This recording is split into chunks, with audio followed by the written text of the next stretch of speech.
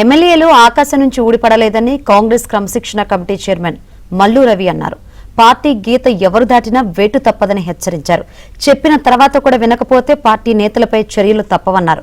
కాంగ్రెస్ లో భేదాభిప్రాయాలు సహజమంటున్న మల్లు రవితో మా ప్రతినిధి Siddhartha face to face. Congress పార్టీలో పలు నియోజకవర్గాల్లో వర్గపోరు తప్పడం లేదు. ఒకరిపై ఒకరు ఫిర్యాదు చేసుకుంటూ క్రమశిక్షణ కమిటీ దగ్గరికి వస్తున్నారు. ప్రస్తుతం క్రమశిక్షణ కమిటీ చైర్మన్ మల్లు రవి ఉన్నారు. ఆయనతో మాట్లాడదాం. సార్, గత వారం నుంచి దాదాపు నెల రోజుల నుంచి ఇదే సమస్య కొనసాగుతుంది. కొన్ని నియోజకవర్గాలకు సంబంధించినటువంటి నేతలు ఒకరిపై ఒకరు ఫిర్యాదు చేసుకుంటున్నారు. పదుల సంఖ్యలో ప్రస్తుతం మనం చూడొచ్చు. మీకు అందినటువంటి ఫిర్యాదులు, చాలా ఫిర్యాదులు అందుతున్నాయి. అసలు ఏంటి సమస్య ఏంటి?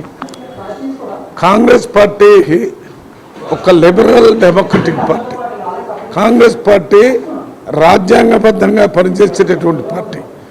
రాజ్యాంగంలో ఉన్న ఆల్మోస్ట్ అన్ని సూత్రాలని కాంగ్రెస్ పార్టీలో కూడా ఏర్పాటు చేసుకొని కాంగ్రెస్ పార్టీ ద్వారా ఆ రాజ్యాంగ ఫలాలని, ప్రజాస్వామ్య ఫలాలని ప్రతి ఒక్కరికి అందించడానికి అత్యంత ప్రజాస్వామ్యయుతంగా పనిచేస్తున్నటువంటి పార్టీ.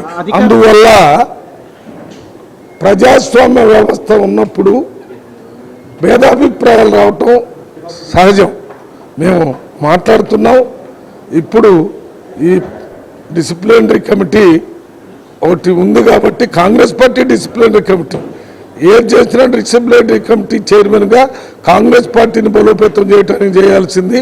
ఎవరైనా చెప్పిన తర్వాత చెప్తుంటే కూడా వినకుండా కాంగ్రెస్ పార్టీ మీద వ్యతిరేకం చేస్తేనే అప్పుడు చర్యలు ఉంటాయి. అంటే ఇప్పుడు అధికార పార్టీగా ఉన్నప్పుడు కూడా ఇట్లాంటి సమస్యలు ఎందుకు ఎరేజ్ అవుతున్నాయి? అధికార పార్టీలో ఉన్నప్పుడు దాదాపు సైలెంట్గా ఉంటారు, అయినప్పటికీ అసంతృప్తి జ్వాలలు ఎందుకు జరుగుతున్నాయి? అంటే మీరు ప్రతిపక్ష పార్టీలో మేము మాట్లాడాము, అప్పుడు కూడా ఉంటే అధికార పార్టీలో ఉన్నప్పుడు కూడా ఆ అధికార పార్టీకి సంబంధించిన ప్రభుత్వ ఫలాలు అందటం లేదనేటటువంటి అభిప్రాయ భేదాలతో మాట్లాడుతున్నారు. ఏమి జరిగినా కాంగ్రెస్ పార్టీలో అంతర్గత ప్రజాస్వామ్యం ఉంది. దాన్ని దృష్టిలో పెట్టుకుని అన్ని పనులు కూడా మేము సాధించుకుంటాం. చిన్న చిన్న నాయకులు అంటే పక్కన పెట్టండి, మంత్రుల మీద, ఎమ్మెల్యేల మీద, ప్రభుత్వ సలహాదారుల మీద కూడా కంప్లైంట్లు వస్తున్నాయి. అసలు ఏంటి కారణం?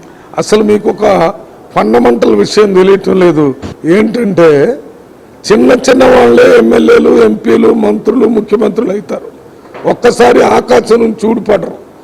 వాళ్ళు ఎవరి మీద వచ్చినా కూడా పార్టీ ఒక లక్ష్మణ రేఖ ఉంటుంది. ఆ లక్ష్మణ రేఖ దాటకుండా పనిచేయాలి. లక్ష్మణ రేఖ దాటితే మాత్రం వారి మీద పార్టీ వ్యతిరేక. పాలకుర్తి సమస్య ఏంటి, తాజాగా కామారెడ్డి సమస్య ఏంటి, అసలు క్లుప్తంగా ఏంటి సమస్య? పాలకుర్తిలో కూడా ఎమ్మెల్యే గారు, తర్వాత వైస్ ప్రెసిడెంట్ ఝాన్సీ రెడ్డి గారు, యశస్విని రెడ్డి గారు ఒక ఇద్దరు ఆ పార్టీకి లాభం కాకుండా నష్టం జరిగే విధంగా ప్రయత్నించారని ఇస్తే మేము వారికి నోటీస్ ఇచ్చాం. రిటర్న్ రిప్లై ఇచ్చారు. వారితో మాట్లాడాం. ఎమ్మెల్యే గారితో, ఝాన్సీ రెడ్డి గారితో మాట్లాడి ఇద్దరు కలిసికట్టుగా కాంగ్రెస్ పార్టీ పనిచేయండి, పని చేయకపోతే కాంగ్రెస్కి నష్టం జరుగుతున్నది ఇద్దరితో ఒప్పించి వారిద్దరిని సమన్వయపరుస్తూ అబ్జర్వర్గా శంకర్ నాయక్ని ఎమ్మెల్సీ గారిని పంపించాం. సీనియర్ నాయకుడు, మాజీ జిల్లా అధ్యక్షుడు, వారు ఆ పనిలో ఉన్నారు. అంతా సమసిపోతాయి. ఇవన్నీ టీ కప్పులో తుఫాన్ లాంటి. ఇది మొత్తానికి అయితే కాంగ్రెస్ పార్టీలో డెమోక్రసీ ఎక్కువగా ఉండడం వల్ల ఇట్లాంటి సమస్యలు ఉత్పన్నమవుతున్నాయి. కానీ నాయకుల మధ్యలో ఖచ్చితంగా సయోధ్య కుదుర్చుతాము, నాయకులందరూ కలిసి కాంగ్రెస్ కోసం పనిచేసే విధంగా చేస్తాము అని మల్లు రవి చెప్తా ఉన్నారు. వీడియో జర్నలిస్ట్ రాజుతో సిద్ధార్థ, ఏబిఎన్ ఆంధ్రజ్యోతి, హైదరాబాద్.